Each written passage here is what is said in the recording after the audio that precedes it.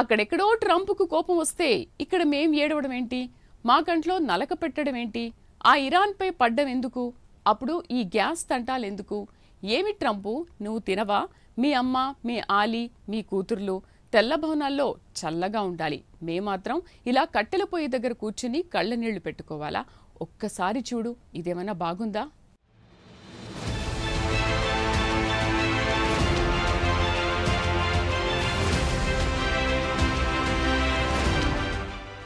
యుద్ధం స్టార్ట్ చేసినావు సేత్తన్నావు, మరి ఎప్పుడు ముగిసేది? మీరు చూసుకోక మా ఆడోళ్ళకి ఏంది కష్టాలు? జనం చనిపోతుంటే వాళ్ళ తల్లులకు కడుపు మంట పెడితివి, మహాపాపం కదా. ఇగో ఇది చాలదన్నట్టు మా వంటింట మంట పెట్టినావు. నీకేమన్నా బాగుందా? ఆయిల్ నావలు వస్తుంటే ఆపేస్తివి. ఇరాన్ వాళ్ళకు సిర్రెక్కిందో ఏమో వస్తున్న ఆయిల్ను అటకాయించే.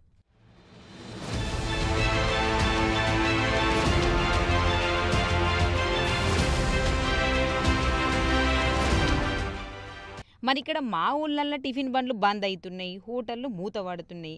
చివరకు మా ఇంటికొచ్చే సిలిండర్లకు కూడా చేటొచ్చి పడింది. ఇదేమన్నా బాగుందా ట్రంపు? అదేదో ఐక్యరాజ్య సమితి అనే పెద్ద సంస్థ ఉందట, వాళ్ళకు కండ్లు కనిపించడం లేదా? మా తిప్పలు అర్థమైతలేవా? మా బాధలు తీర్చేదేవలయ్యా?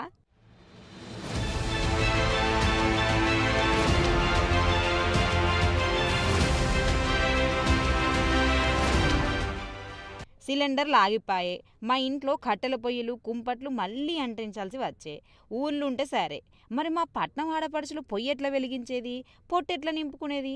అంటే నువ్వు ఏసే యుద్ధం వల్ల మా అక్క చెల్లెన్లు ఆకలి మంటతోటి సావాలనా ఏంది ట్రంపు? మా మహిళలు పొగబారిన పడరాదని గ్యాస్ సిలిండర్లు ఇస్తే ఇప్పుడు ఆ గ్యాస్ సిలిండర్లు ఖాళీగా పడున్నాయి. ఇంకేముంది, గ్యాస్ రాదంటనే కబురు వచ్చేసరికి కట్టెలు నిప్పుల వైపు చూసుకోవాల్సిన కష్టం వచ్చి పడే. ఏం చేయమంటావు చెప్పు ట్రంపు?